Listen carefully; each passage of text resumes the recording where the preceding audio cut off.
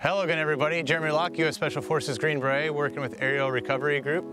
Before I get into it, please hit the subscribe, like, comment if you have any other classes that you want to hear about. All right, so I'm going to be talking about what to do when you come up onto a casualty, whether it be unconscious or a conscious victim.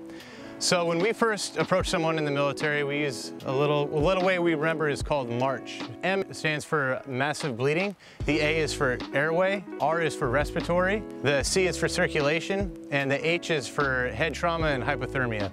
So we're going to go right down that list and we're going to assess our casualty, see what's wrong with them, and see how we can provide aid to them. All right, so we're here with our casualty now. Our casualty appears to be unresponsive, laying on their back. So we're going to go through our M.A.R.C.H. acronym that we stated before. So we come up the massive bleeding. All I'm doing when I first come up the casualty is I'm doing my initial assessment.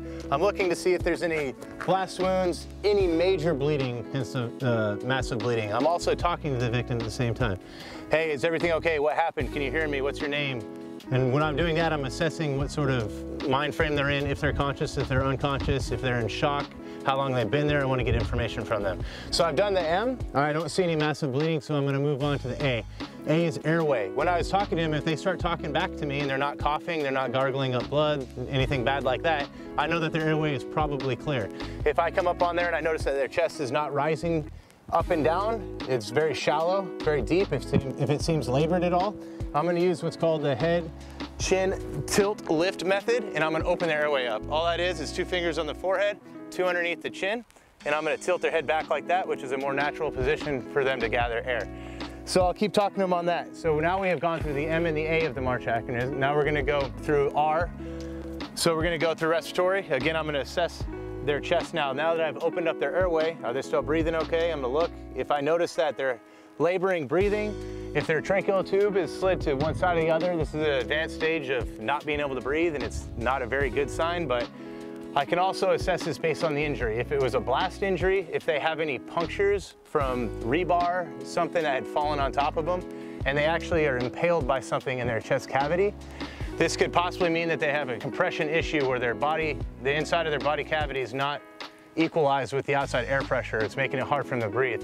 So I'll move into a needle decompression and I will actually pop and let some air out inside there to equalize the pressure, similar to you popping your ears. But this casualty doesn't seem to have any of that, so I'm going to move on to circulation.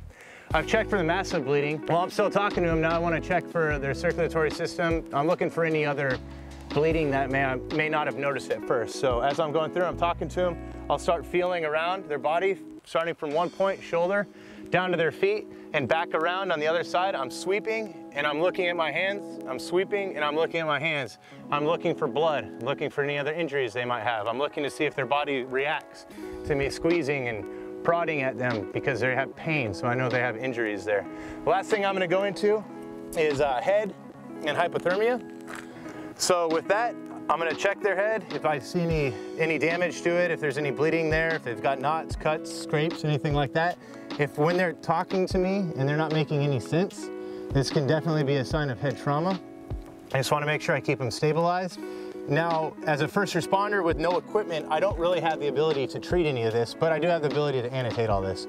So I'm going to keep all these notes, and when some higher medical care comes to me or I get them evacuated to there, I can let the doctor or nurse or whoever know this is what I've assessed, this is what's wrong with them. It'll let them treat them quicker and more efficiently.